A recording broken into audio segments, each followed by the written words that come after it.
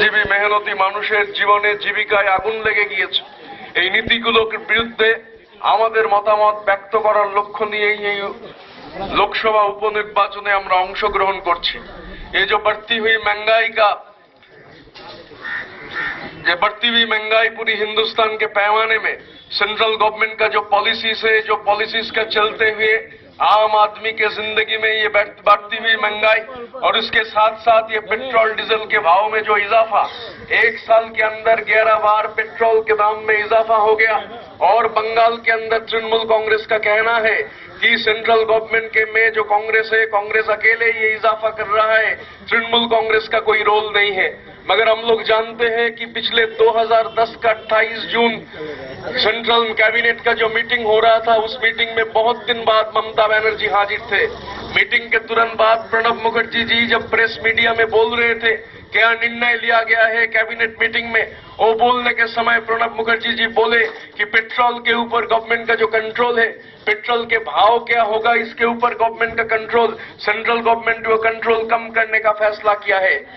Media का लोग जब पूछे कि ये जो डिसीजन इसमें तृणमूल कांग्रेस का क्या रवैया है, तो प्रणब बाबू बोले कि हर अलग अलग जो एलाइज है कांग्रेस का, हर एलाइज के साथ साथ तृणमूल कांग्रेस ने भी ये डिसीजन को सपोर्ट किया। उसके बाद 10 बार 11 बार पेट्रोल डीजल का जो इजाफा हुआ, पहला 10 बार वो लोग बोलते कि हम लोगों को मालूम नहीं है, कांग्रेस अकेला ये भाव आगे कर दिया, बढ़ा दिया। मगर 11 बार ये डिसीजन उन लोगों का कहना बदल गया क्योंकि ये पार्लियामेंट का उपचुनाव घोषणा हो गया था और 11 बार ये लोग बोलने शुरू किया कि हम लोग सरकार के ऊपर से अपने समर्थन वापस ले लेंगे। मगर ये देखा गया कि अब ये लोग बोल रहे हैं कि 44 रुपीस का पेट्रोल जो 73 रुपया हो गया एक साल के अंदर,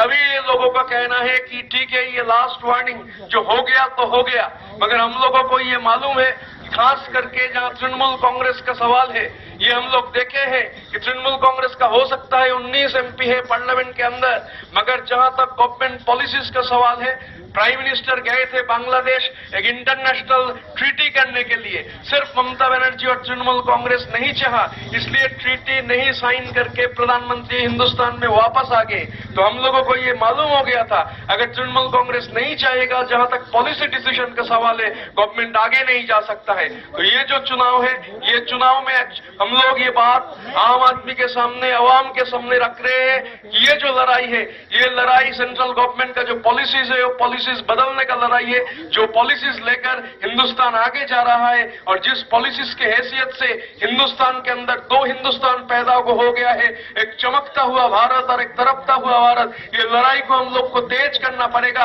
और तेज करने के लिए आने वाले 30 तारीख वाम मोर्चा को आप समर्थन देंगे। सब लोगों को और एक बार बधाई देते हुए मैं मेरा बात खत्म करता हूं। इनकलाब जिंदाबाद, वाम मोर्चा जिंदाबाद।